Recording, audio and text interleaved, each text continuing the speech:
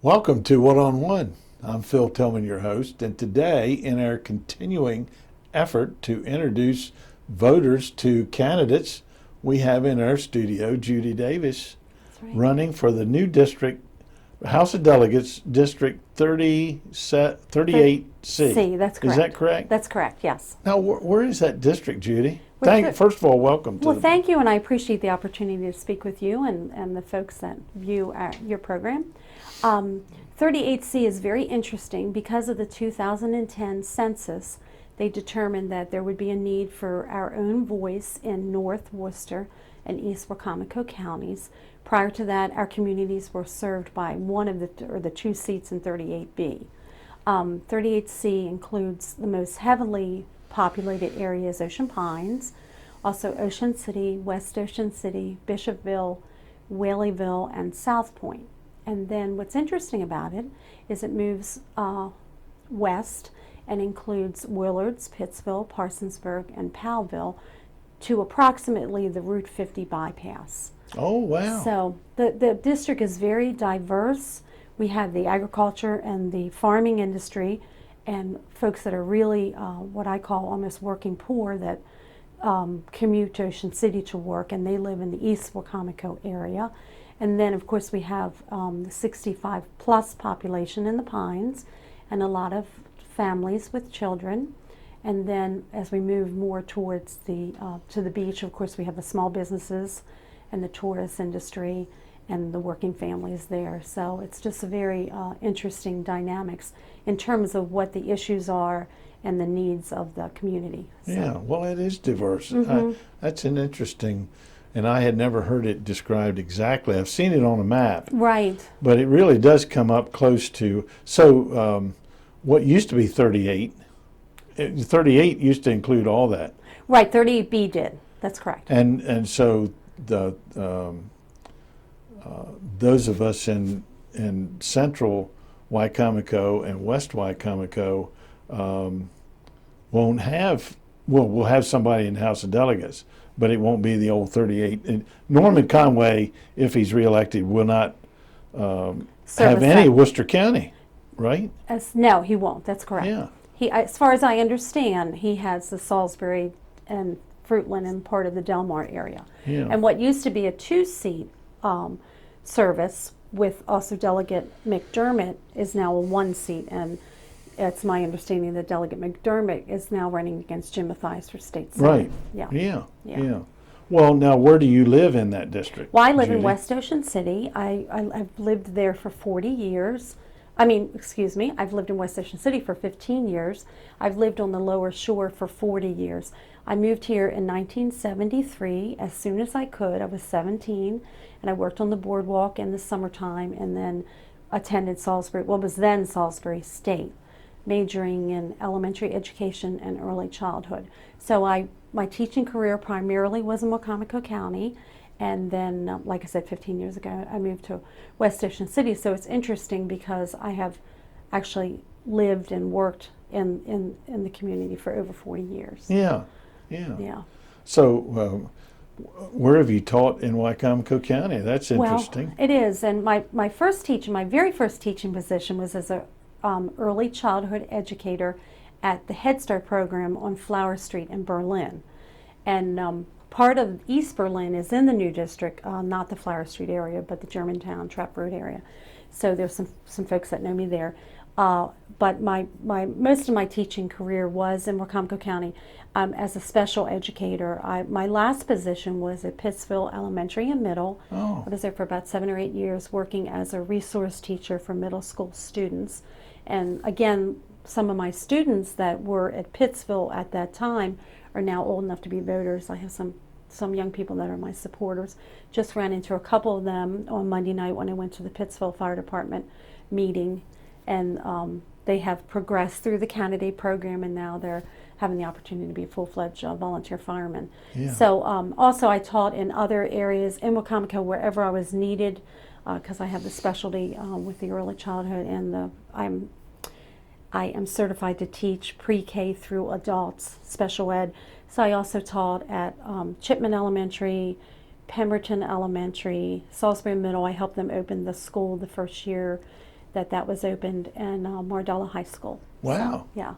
Yeah, so you know a lot about Wycomico County. I definitely do. And you were educated at Salisbury University. Right, and then I have my master's in special education from the University of Maryland Eastern Shore, and I was an adjunct professor there for a few seasons, teaching grad students how to be special educators. Okay.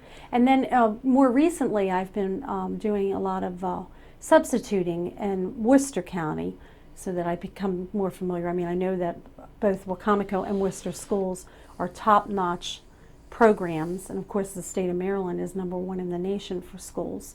But so I've had an opportunity to get into the schools in Worcester in the capacity as a substitute.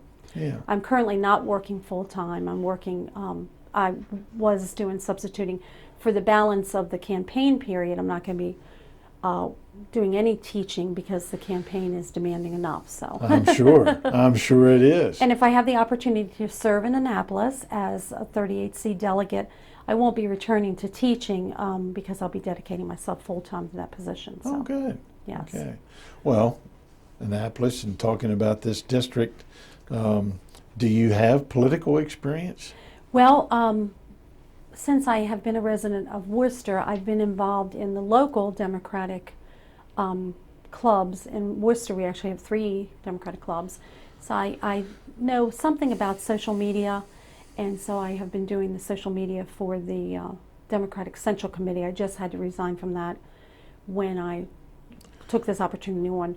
And I also have been doing the social media and press releases for the Democratic Women Club. So in terms of on the local end, I have some experience. I am not a politician. I felt the desire to serve our community in a larger capacity. I've been a volunteer in both counties for years, and so this seemed like a natural extension of my service work to pursue this. But no, I know people, and that's what my philosophy is all about, is what do our people need and how can I best represent the people of our communities. I'm not a politician. Well, if elected and you go to Annapolis, by definition, you will be a politician. And in order to represent that diverse district you're talking about, you have to figure out the ins and outs of Annapolis. Exactly. How would you hope to learn and do that? Well, one thing is I do want to mention that what's interesting about our district is it's very diverse, and my life skills have been very diverse. From being a teacher, and I want to put a little plug in, I was endorsed by the MSEA, and a mother. I'm a foster care provider.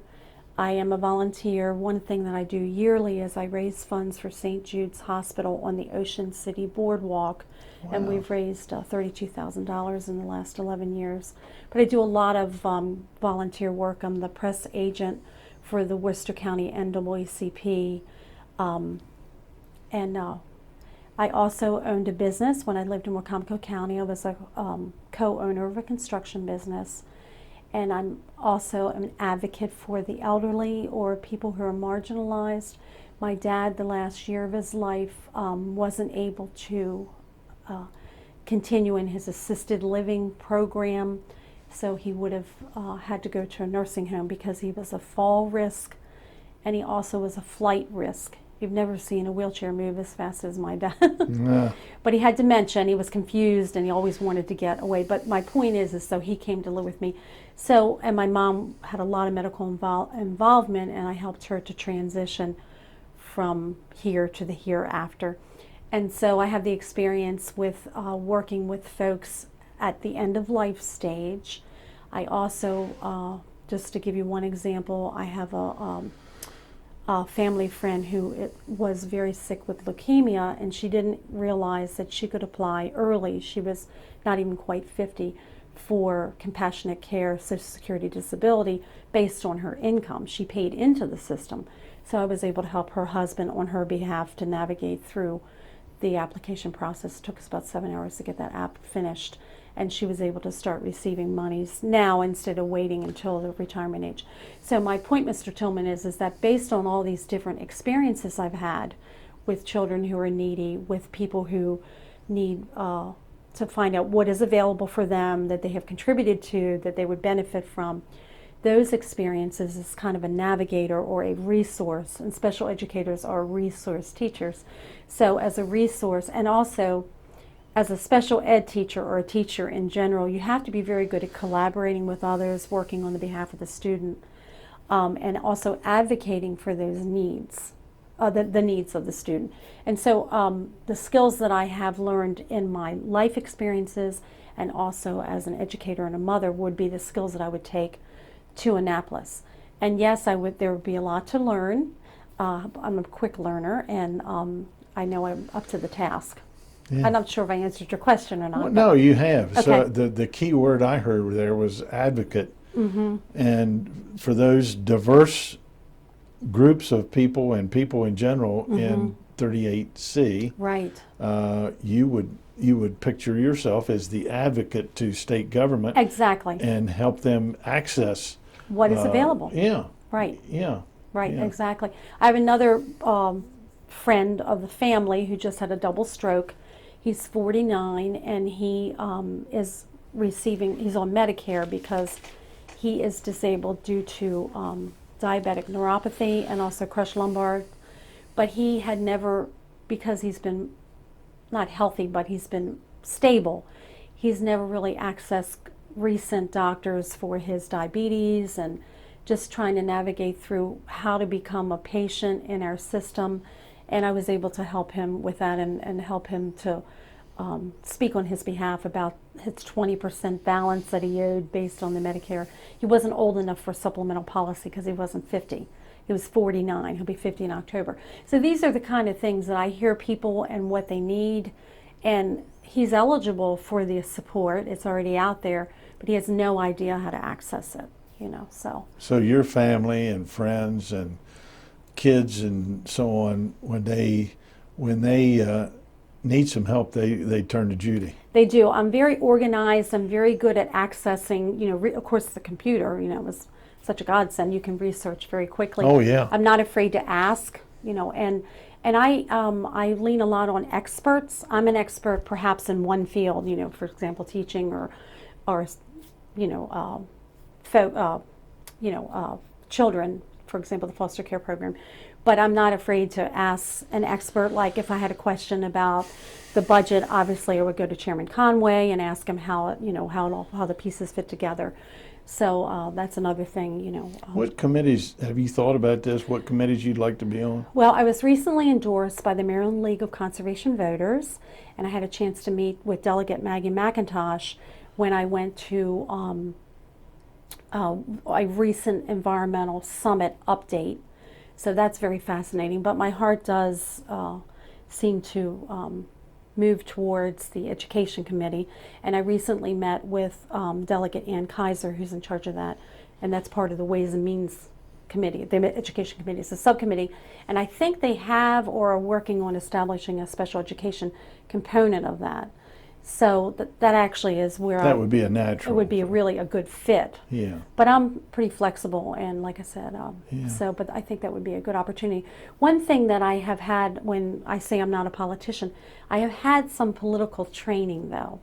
What happened is I have a friend, Laura Mitchell, who's running for the county council. She's currently a Salisbury city person, and she told me about a program called Emerge Maryland.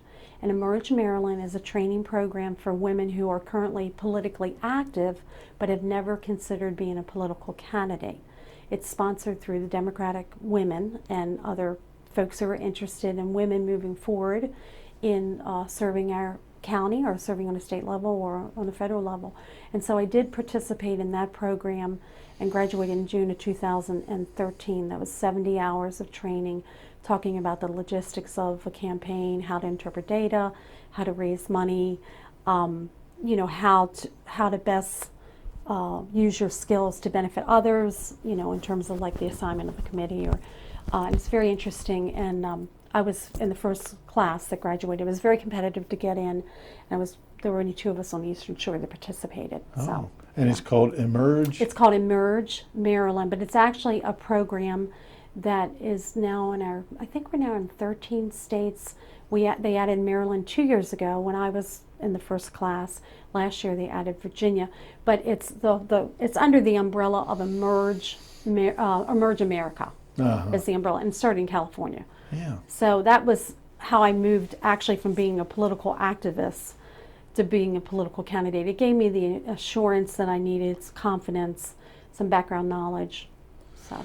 I guess being an advocate and a liaison to the various people in your district, but as you go around the district to the fire companies and to the schools and stuff like that, what's your sense of what the major issues are in this election for 38C and for the entire state of Maryland?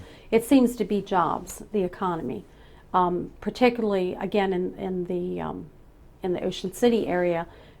The work is seasonal, and as of October 1st or October 15th, there is no work. So that's definitely a hardship for the folks who provide all of our service to the tourist industry, and then they start living on $135 a week in unemployment. I don't know how they do it, but so definitely that. And then of course in the East Wacomico area, there isn't a lot of work opportunities. We do have one company that provides employment for about 30 or 35 people, and that's the Foot Management store in Pittsville. So that's the kind of things that would be very beneficial, is to be able to establish more full-time position opportunities in our area, so we don't lose our young people that are being educated, here or abroad, and they come back, and we don't lose them to the metropolitan areas. So in terms of the locally, and there are ways that we can, there are a lot of different programs available to encourage businesses to either expand or to to bring their business here to Maryland. There was a young lady that has a daycare center in Berlin, and she happened to be visiting Walmart. I actually saw this story in the paper. I don't know her personally, and she saw the Maryland Workforce van, and she went in and applied, and she was able to. She wanted to provide more hours for her daycare program, so that because people's schedules are so flexible and so wacky, so that she's able to provide service for them later in the day. And it was because of that grant through the Maryland Workforce Program. We also have incentives for veterans to access their military service. They can use that as a credit towards state certification. For example, if they wanted to get a certificate in water treatment, they could use, if they had an experience in that within the military, they could use that. So there are opportunities we just had a business in Ocean City that opened Barn 54 that used to be the Christmas shop, and they were able to access a grant in order to change it into a restaurant. So there's a lot out there for us, but again, folks have to know what is available, and on the state level, I think it's probably jobs as well. The baby boomers could probably think about retiring, so our young people could have some more work. What role do you see in job creation for Warwick Community College? Well, they're doing a great job with the career preparation. We have a lot of young people that are doing dual work where they're attending there maybe during their senior year. They're getting a jump start on their college, but they offer a lot of opportunities for people to be certified, like to work as a daycare assistant or any kind of a entry-level labor position, where the student does not even have to complete a 2-year program. So Warwick is very beneficial, and of course the state has invested a lot of resources into Warwick. Sometimes I'll hear people say, well, how has the state benefited us? And if you look at the opportunities that are available at Warwick now and the expansion of the programs that are there, if you look at what's happening on the SU campus, I just rode down Emerson Road and saw a big sign at Deer's Head that said, thank you, the state of Maryland, for our new dialysis unit. They're expanding 113 South to make it safe for our vehicles. And so, Warwick is definitely an attribute to our community. Mm-hmm. And they're doing a better job with transportation. I think Shore Transit now visits up, but for the kids that live that don't have transportation, it's still the logistics of it is difficult. And they also have to know how to access grants and federal monies. And they also have to be realistic as to whether or not that's the best choice for them in terms of a credit graduation experience as opposed to the certification. Because some students have difficulty and they have to be in the developmental classes. Yeah. You know, so I think one of the major routes for shore transit is taking Ocean City workers to Ocean City it and is back home every from day. Pocomoke and from Snow Hill, yes. People who might not have transportation or can't afford it, right. and given the and can't park in Ocean Right, City exactly. and all that, and It's a very yeah. well-traveled. Yeah. I visited Go-Getters recently, and the clients there in Salisbury, at the Salisbury Go-Getters, were mentioning how it's kind of a hardship for them to pay the Go-Getter. I mean, shore transit charges $3 for one way, but it's $1.50 if you're disabled. But a lot of the people that access Go-Getter services live, you know, out of the city, and they were talking about how it is difficult for them to use, you know, their monies for that service. And I think the state at one point was exploring some kind of a subsidy program for regular travelers. Yeah. You know, so I'm not sure, but you know, shore transit is really a blessing. Yeah. I used to be on the shore transit board, and I heard the same thing. You know, then I think it was $1. Mm-hmm. And but then one lady raised her hand. She said, "Yeah, but if I hired a cab, it would be $8." Yes. Yeah. So it's a bargain. Oh, it definitely is a bargain. You know, yeah. there's certainly efficiency in numbers, and Mm-hmm. and I of think course that it's with the heavily subsidized anyway. Right. Yeah. And with the ticket packet, I think it is a little more modest. I'm not an expert on it, you know, Yeah. in terms if you buy a ticket for the, Right. yeah, Right. it's a little bit more Yeah. modest.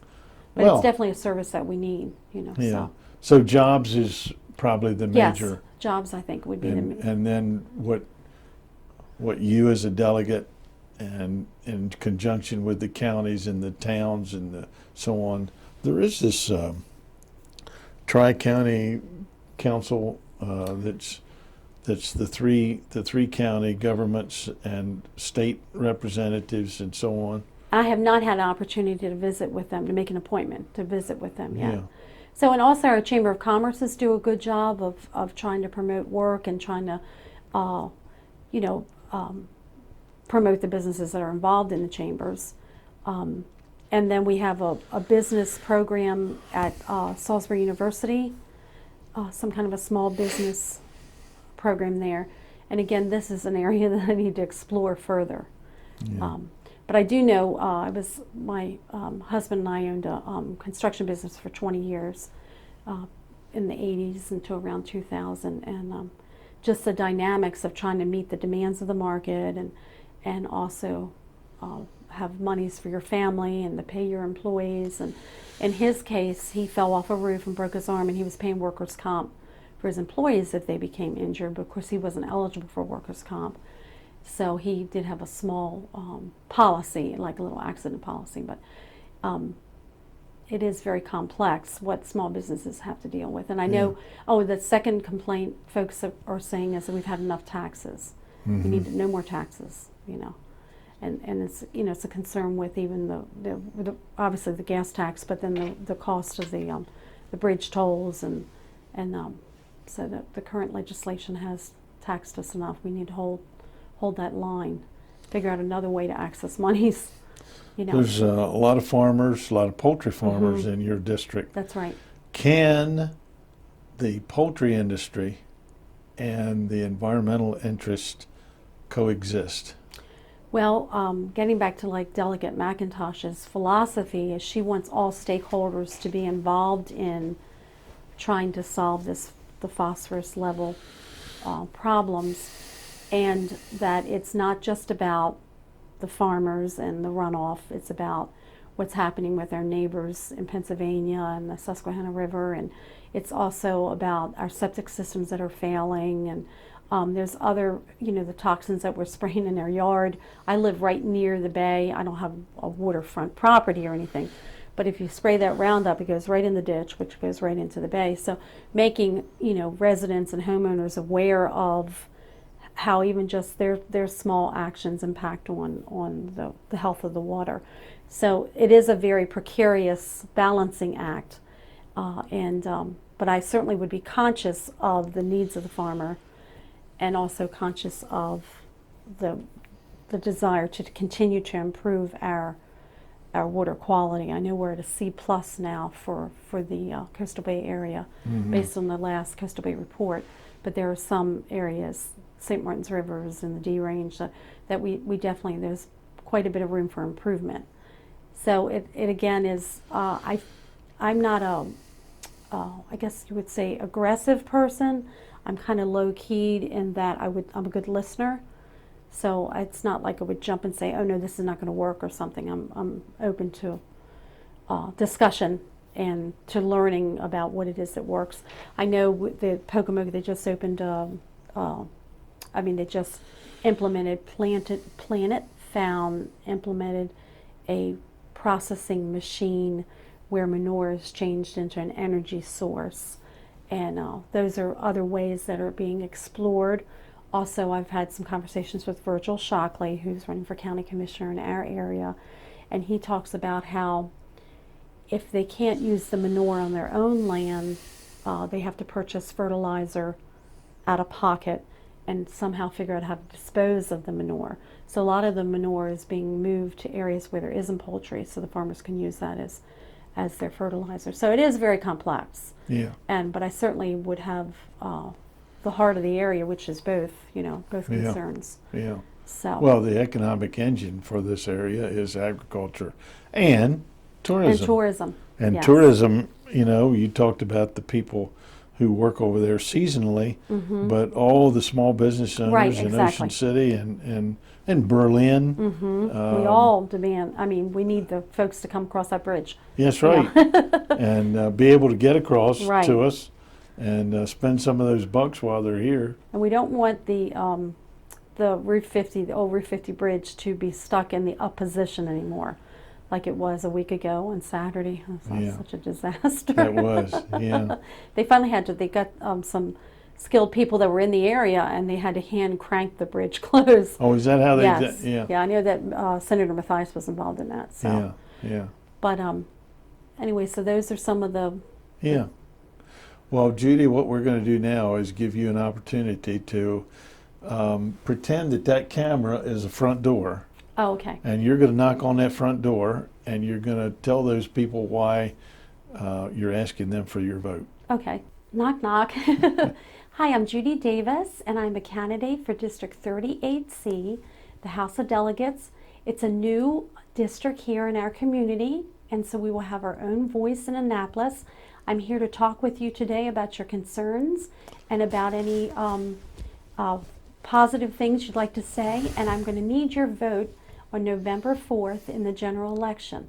I'm a 40-year resident of our area, a mother, a teacher, and a volunteer, and I want to extend my services to serve as our delegate in Annapolis. I can advocate on our behalf, and I can help folks to navigate the resources that are available. I'm good also at working as a team, a good listener, and I can collaborate as well with others. And so these are the skills that I would like to bring to the new seat. And so again, I am asking for your vote on November 4th. I am not a career politician, as you may be able to tell. I know about people and about the people of this area, as I've been here, a resident of the Lower Shore for 40 years. Thank you. Thank you, Judy, for taking time out to talk to us. This signal, PAC 14, goes to 33,000 homes in Wicomico right? County. Okay. I don't know exactly how many on the east side where your district Right. is, but we all want to know who the candidates are sure. to represent us in Annapolis. So thank you for being Well, here. good. And even if folks can't vote for me, they can tell their friends that live in East Wicomico or in North Worcester. But I appreciate the opportunity to talk with you today. Well, we're glad to do it. Well, thank you. And we thank you for being with us here in this session of one-on-one right here on PAC 14.